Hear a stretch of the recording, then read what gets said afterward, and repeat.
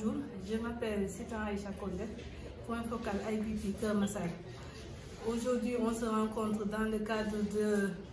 du projet Spark 1 avec le partenaire IBP et en même temps pour l'accessibilité aux soins sanitaires. Et pour toujours l'élaboration et la bonne mise en œuvre de ce projet, nous avons organisé aujourd'hui un après-midi de plaidoyer, un forum communautaire dans le cadre de l'enrôlement des femmes et enfants handicapés au sein détenteurs de cartes d'égalité des chances au sein des mutuelles de santé, couverture maladie universelle. Aujourd'hui, nous sommes représentés par tout le département qui est Keur Massar,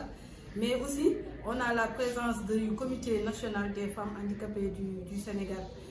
Dans le cadre du projet, on a comme facilitateur M. Ablaye Ndiaye, président départemental du mutuelle de santé Keur Massar, qui, dans son auditoire, nous a renseigné sur les bonnes pratiques pour pouvoir bénéficier de soins gratuits grâce à l'aide du président du conseil départemental qui est Babacar Gueye. Avec l'appui et la prise en charge du conseil départemental, nous pourrions faire face à nos soins gratuitement avec une participation symbolique qui sera offerte par le conseil départemental. On pourra se soigner au niveau des hôpitaux, au niveau des centres de santé, mais aussi au niveau des postes de santé. Et ça sera un grand bond pour nous. Déjà que la santé est très coûteuse et nous sommes une entité assez spécifique par rapport aux besoins sanitaires. Au sortir de ce forum-là, nous serions plus édifiés par rapport à notre carte. On est détenteur de la carte, mais elle ne nous permet pas d'accéder aux soins. C'est une problématique. L'autre problématique est que si on regarde bien, depuis qu'on a obtenu cette carte-là, on peut dire qu'elle ne nous sert pas à grand-chose. Quand on doit respecter notre pyramide sanitaire, des fois on n'a pas le temps, vu notre handicap. Au sortir du forum, tout un chacun saura directement vers où se tourner avec la carte. Et on va mettre l'appui, on va faire une grande orientation vers les autorités, qui est déjà le président du conseil départemental, mais aussi les 6 maires, pour pouvoir les alerter par rapport à la situation. Notre prise en charge ne dépend plus du mutuel de santé, mais pas aussi du service social de l'hôpital, mais elle dépend des autorités qui, à leur niveau, peuvent subventionner notre état de santé.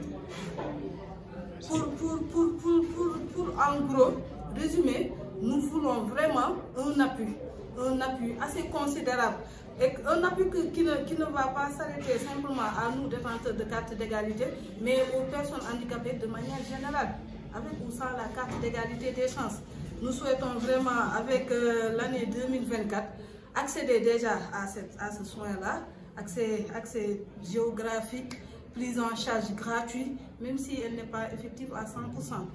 Qu'il y ait réduction par rapport aux maladies, qu'il y ait aussi une prise en charge par rapport aux médicaments, par rapport à l'hospitalisation, par rapport aux équipements techniques que nous utilisons, qui est la canne blanche, les lunettes, les supports braille, les béquilles, les équipements orthopédiques et tout cela. On aimerait vraiment que 2024 soit rayonné de succès par rapport à ce contexte-là. Assalamu alaikum, man maa ngi tudd Aminata Kane dëkk Malika. Tey nag dañu ñëw fii ci département Keur Massar pour fora ñuy waxtaanee ci mutuelle de santé yi pour arrondissement yi pour handicapés yi am carte d'égalité des chances yi ñu mën a bénéficier wu ci fajo te duñu fay dara. Léegi tey nag loolu moo ñu fi dajale woon ñu tase fekk président bi nga xam ne moom moo nekk mutuelle de santé départementale bu Keur Massar mu leeralal ñu ci pour que handicapé yi mën a faju bu ñu feebaree te duñu fay. waaw loolu moo nekkoon daal su tënk lu ñu fi dajale tey ñu ànd seeg tamit su suñuy partenaire yi nga xam ne ñu ngi jógee Pikine au niveau départemental muy fédération des personnes handicapées nationale bi ñu ñëw daje fii ànd fekk suñu partenaire FEDAF mi nga xam ne ñoom ñoo ñu jàppale ba li taxaw donc kon ñu ngi woo ñuy wax tamit mu gën ña cee jàppale tamit ci santé bi pour que ñun tamit ñu mën a faju ñu ci woo gouvernement yi di ci woo conseil départemental bi di ci woo ñu ko ñu ñëw jàppale ñu si daal ba nga xam ne handicapé bu amee jafe-jafe faju loolu dañ fi. mais am ngeen yaakaar que ne lii ngeen def ak ñi leen si jàppale ñi li ngeen soxla ñi ngeen ko am balaa 2024 bi di jeex. waaw partenaires yi ñuy jàppale moom yàgg nañu ànd ak ñun di liggéey am nañ ci yaakaar ne incha allah ñoom dinañ ci jàppale. jaajëf tur bi fàttali ñu tur bi. man maa ngi tudd Fatou Diop nekk fële CFESAF nekk gestionnaire bi administratif et financier bi CFESAF tey jii dañuy ñëw fii si Kër Massar ànd si ak suñu benn partenaire bu ñuy woowee IBP International Vision Partnership fekk si waa Kër Massar présidente Sitan ak Aminata Kane ak seen mbooloo bi nga xamante ne ñoom lañ nekk membre yi nga xam ñoo nekk ci département bu Kër Massar bi yëpp tey nag dañuy ñëwoon fii ci mbirum CMU parce que dañu ne ñi yore carte d'égalité des chances dañoo am droit ci CMU bi ci couverture maladie universelle léegi nag pour gën a leeralal suñu membre yi procédure bi nan lay demee moo tax tey ñu ñëw nekk fii ak président CMU département bu Kër Massar mu ñëw indi leen ay leeral expliquer leen yan nan la ñu war a def ku yor carte d'égalité nan nga war a def fan nga war a jaar su ko defee nga am benn carte bi nga xamante ni moo lay permettre yow soo feebaree soo présenté carte bi fii ci Kër Massar ak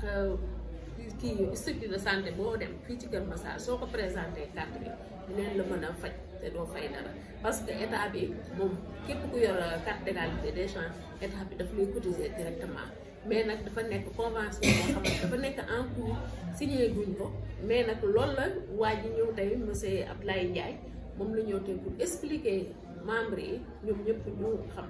ba mën a préparer pour nu ñuy defee seen enrôlement ci CMU national. depuis bi kii bi amee ba léegi amul kenn ku si bénéficié wu.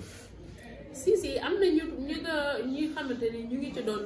bénéficié wu am na ñoo xam ne am nañ carte di ci bénéficié comme am na ñi nga xamante dañoo am carte mais bénéficié mais commune Kër Massar amagul ku si bénéficié wu. ci commune Kër Massar peut-être ak présidente dina ko gën a leeralal ci fii Kër Massar mais seetlu nañu en général am na ñu am carte d'égalité di bénéficié wu ci couverture maladie am tamit ñoo xam ne am nañ carte mais bénéficié wu ñu ci léegi nag loolu yëpp nag pour xeex loolu def ko d'une manière bi nga xamante ne nii képp koo xamante ne nii am nga carte di nga mën a am accès ci couverture maladie universelle moom moo waral te accompagnement suñu partenaire ak waa comité des femmes bu CFESAF ñu ñëw di tëral benn programme bi nga xamante ni dañuy def expliquer suñu membres yi enrôlement bi nu muy demee te en même temps tamit dañuy enrôler waale ñi nga xamante dañuy yor seen carte d'égalité des chances. enrôlement moom lu tax jigéen ñi ñu bëri gisuñu seen bopp parce que ñu bëri dañu naan waaw da ngay am carte mais soo bëggee ñoom fan yii ba demee ñu daan la. mais moom la monsieur Ndiaye doon expliquer léegi parce que monsieur Ndiaye nee na actuellement nii dañu nekk di defaraat benn convention bi nga xamante ne ku yor carte d'égalité des chances dina la defar benn carte dina la defaral carte boobu nag moom moo lay permettre ngay dem di faju comme dafa nekk convention dafa nekk en cours signé guñu ko xam naa su fekkente ne nii lépp sotti na ba ñu signé ko loolu moom dina saafara incha allah.